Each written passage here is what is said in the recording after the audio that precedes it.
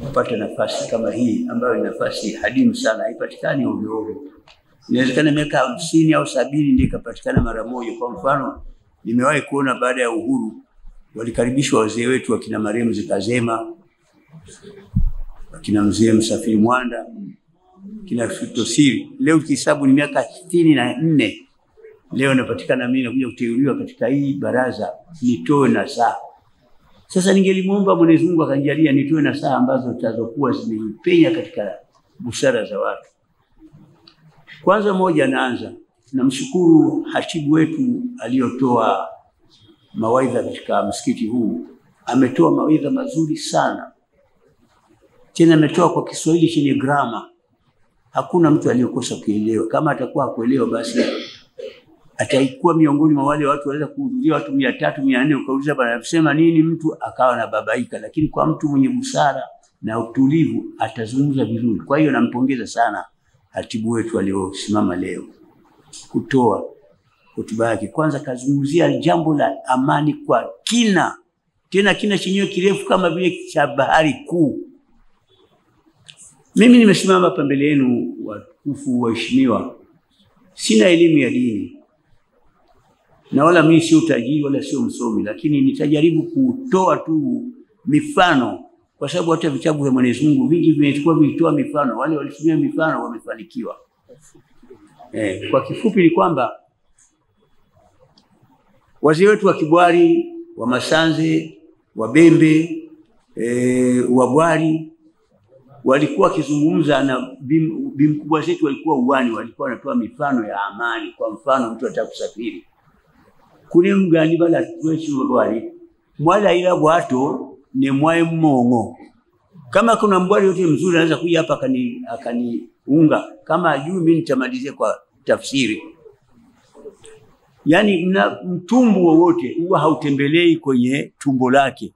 Mtumbu huwa unatembea kwenye mgongo wake. Na watu wakiingia katika huo mtumbu watafika kule wanakokwenda kwa amani.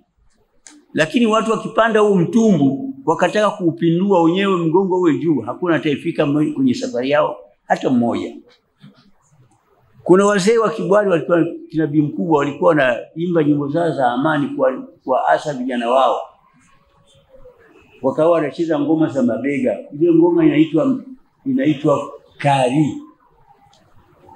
Ile ngoma ni kwamba wanamwambia Nyongoo alitaka kufanya safari zake, lakini anataka kupita kwenye njia sio sahihi.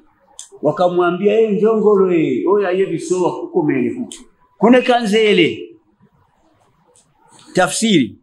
Nyongoo alikuwa anataka kusafiri kwenye safari zake za kawaida, lakini watu wenzake wakamwambia bwana Nyongoo, tafuta njia za salama utafika salama kwenye safari yako. Na uelewe uko mbele kuna sisimizi, na sisimizi ndiye adui wa Nyongoo. Hizi mifano mingi sana na sisi tulipokea kwa wazazi wetu, tunaishi kwa amani hapa. Lakini vijana wa leo, mimi natoa hizi habari kwa vijana. Vijana ndio watu wakorofi sana. Sisi tumeishi kwa tabani hapa hatuna kitu. Ukiambiwa lazima utatazama kwa umri uliokaa huko na yale uliyofanya huko ulichokipata. Tunachotaka sisi ni amani. Amani kama hata chakula, kama kikiwa na moto wewe mwenye chakula chako huwezi kukila. Kisha kuudhi au utakiacha ukitupe. Sasa mimi nashauri vijana, mimi nitoka kwenye ujana. Mimi nilitoka kwenye ujana, hakula sio lipotea hapa. Lakini hakuna hata siku moja mimi nilikwenda kuchochea watu tufanye kile tufanye, mpaka leo nimefika na zeeka. Na mwaka kama wazazi wangu wakukosea, nina mwaka wa 81, 2024 nilikuwa na miaka 80. Sasa mimi nilizaliwa tarehe 2 mwezi wa pili mwaka 1944. Na hawa mnyote mlioko hapa mbele yangu na ujana wangu msipigana na mtu wala kutukana na mtu. Tufate taratibu. Kwa kauli hii mimi nazungumza kwamba mimi ninadhani sana uyote ataingia kwenye mambo ya kuchafua amani yetu, kwa sababu akichafua yeye sisi wote tutakuwa tuko katika madhila. Nashukuru sana wasomi kuja kutuletea hii hali iliyotokea leo hapa. Ni kama wametuletea x-ray kuja kupima akili zetu. Hawa wasomi walikuja leo hapa ni kama x-ray au ni kama maabara imekuja kupima akili zetu. Na kama tutakuwa hatuna akili nzuri, maradhi yatarudia. Lakini tukiwa tuna akili njema, basi tuchukue maneno haya yametoka hapa bila ushabiki, bila chochote. Wa hadha, assalamu alaykum wa rahmatullahi wa barakatuh. isipoteze muda zaidi, machache inakuwa ni mazuri. Taratibu hizi za kujenga amani katika nchi yetu, na ni mara ya kwanza nimeona kwamba BAKWATA na Baraza la Waislamu kuja katika msikiti wetu. Kwanza hii jambo la kwanza, namshukuru Mwenyezi Mungu awazidishie kila la kheri na mapenzi. Alafu jambo la pili, haya mauaji tunasema haya maandamano wamewekwa mnakuja kufikia kuuana kwa kila kitu. Kuna mdudu yumo ndani, serikali ichunguze vizuri.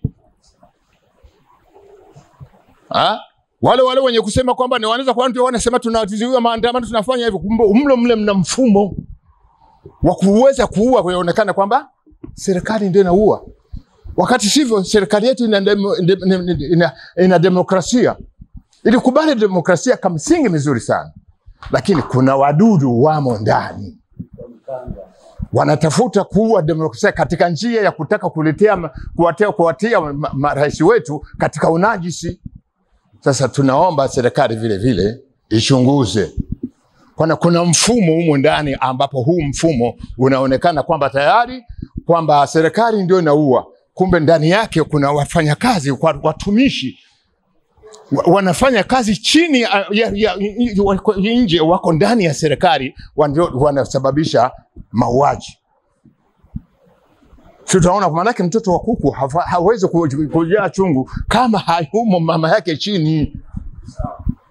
Humu ndani ya serikali hawa wanakuja, bwana rais hivi na kila kitu, kumbe hawa wanasema nampendelea, kumbe huko wanafanya vitu vingine. Tunaomba serikali ichunguze sana kitu hichi.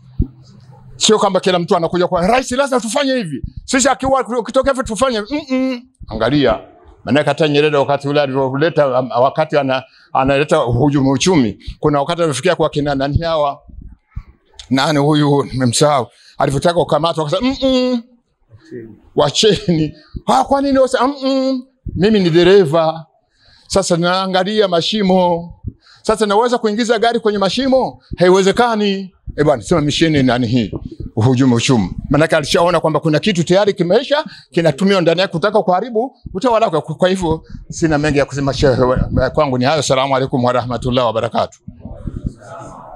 Thumma salatu wassalamu ala ashrafil anbiya wal mursalin nabiyina Muhammad wa ala alihi wa sahbihi wa sallam wa ba'd.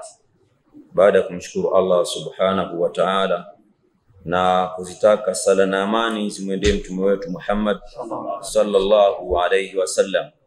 Ndugu zangu katika imani, mimi sintokuwa na mengi sana ya kueleza.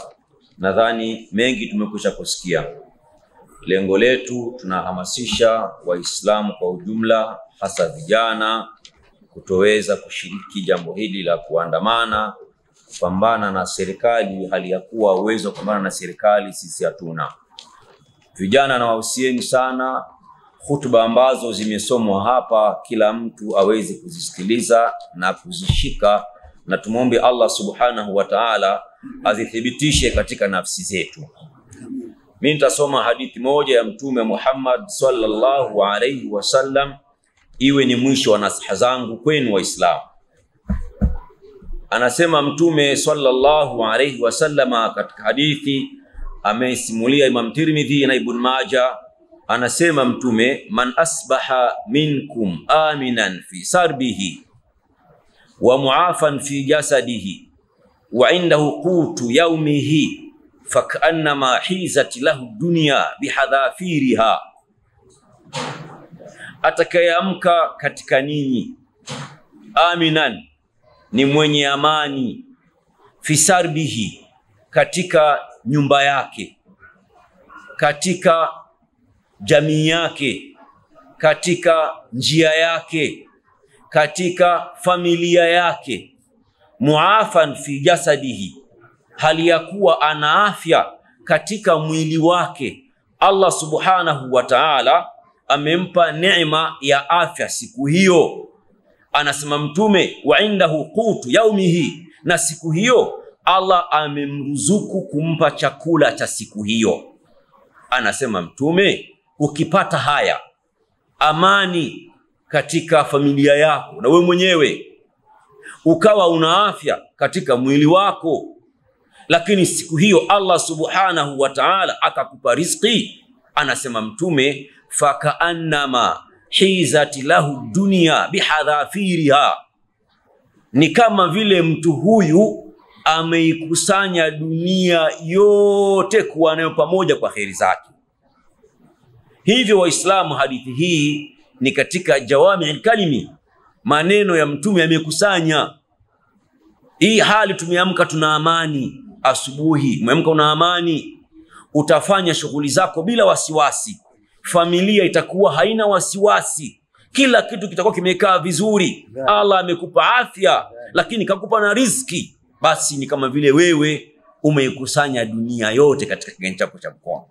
Allah tunataka atupe nini Waislamu? Maneno haya ndugu zangu Waislamu tuyafanyie kazi. Haya tunayaona leo, tunayachezea haya, yatakuja kutugharimu. Wanasema wasemaji hivi ndugu zangu, sehemu yenye amani, na kile tunasema kwa Kiswahili kingine muhoro, yani kile kisu cha kufyekea majani, si mnakijua? Wanasema na kile kitu cha kufyekea majani kinaweza kikamshevu mtu. Kwa maana amani ikishakuwa ipo, ule muhoro ule pamoja ulivyo hauwezi kukata nywele, lakini kidogo taratibu moja siku utakuja kumaliza. Lakini amani ikiwa hamna ndugu zangu Waislamu, hatukai msikitini saizi, haiwezekani. Itakuwa ni mbio kwenda huko na kwenda kule na kwenda kule. Kwa na saa zangu ndugu zangu Waislamu, yaliyosema yote haya mambo mazuri, mambo yenye kufaa, kila mtu ayashike na tumuombe Allah ayathibitishe katika nafsi zetu. Subhanakallahumma bihamdik, shada la ilaha illa anta, nastaghfiruka wa natubu ilaik. Wassalamu alaykum wa rahmatullahi wa barakatuh.